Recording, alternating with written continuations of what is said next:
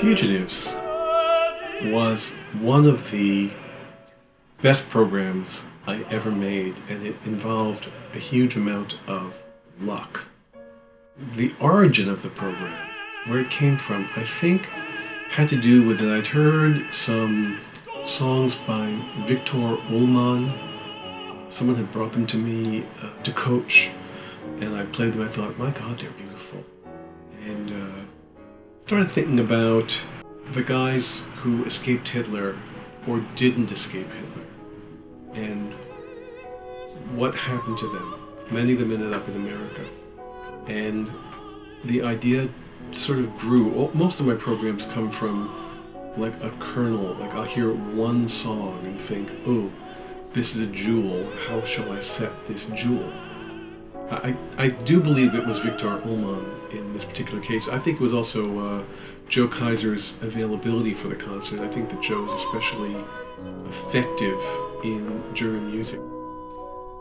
It's very unusual to find someone that's a song and dance guy who also sounds like he could be a Heldentenor. That does not come up that often.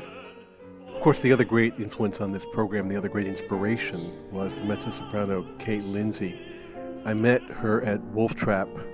I thought that she was a pretty sublime artist, and one of the things that we did on that program at Wolf Trap was Meeraugen by Zemlinsky, and she tore the place up with that song. It was so spectacular. I kept thinking, God, this girl was born to sing Zemlinsky, which is not really a sentence you say all that often. Amazing artist, and when she was available in the same time period as Joe Kaiser, then Fugitives really had legs. The other incredible thing about that program was that I was trying to focus on Friedrich Hollander, who wrote German cabaret music in Germany, in Berlin, but then came to Hollywood, where he wrote for the movies. And he had two songs about the black market. One from the German days, and then one he wrote for Dietrich, for the movie Foreign Correspondent.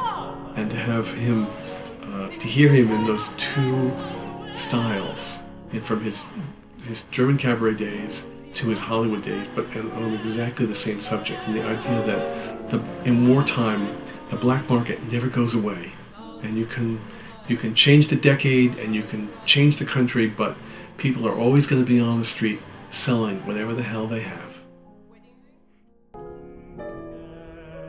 I always think in terms of plot lines, like, well, how are we going to get to America?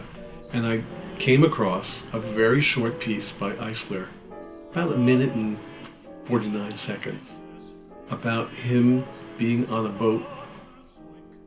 It's a Brecht poem. I have a funny feeling he and Brecht, I'm not absolutely sure that they were together, but the Brecht certainly was on a boat from the Far East, and his first sight of Los Angeles from the boat, and looking at America as a very war-weary guy who had been around the block, through the mill, hiding out in various countries, and finally coming to safe haven in, of all places, La La Land.